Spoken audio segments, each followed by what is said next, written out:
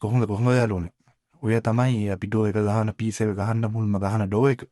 ඔන්න ඔහම අපි පෑන් 290ට කපාගෙන අන්තිමට මායි අයියේ ගහගත්ත ඔය බෝල ටික. නැත්තම් වැඩේ කරන්න බෑනේ. ඔය ඉන්නේ ලස්සන කොල්ලෙක්. අන්තිමේ බෝල ටික ගහගෙන අපි දෙන්න. ගියා ඉතුරු බඩු ටික කපන්න. ඔය මේ කැපුවා ඔය ටික ඔය ඉන්නේ ලස්සන ඇන්ටි කෙනෙක්. සලාම් පිකන්ත එකත් කපන ගමන් අයියා අර ලස්සන ඇන්ටි මූණ වියහත් බලලා නා විවි වීරුවක් කර කර ඉන්න ගමන් මට මතක් වුණා සෝස් එක ගහන්න ඕනේ කියලා. සෝස් ඉවර වෙලා තිබ්බේති. සෝස් එකට බඩු ටිකක් හදාගෙන සෝස් පැකට් එකත් අරගත්තා.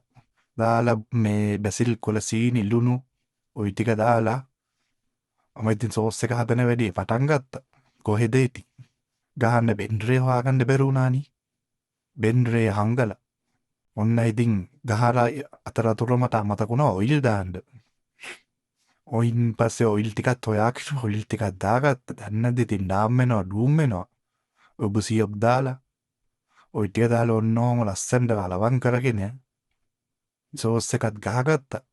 සෝස් එකත් ගහගෙන ඔය ඉතින් පොඩ්ඩක් ඩාම් වෙලා ඩුම් වෙලා ඔය දාන්න කලින් ගණන්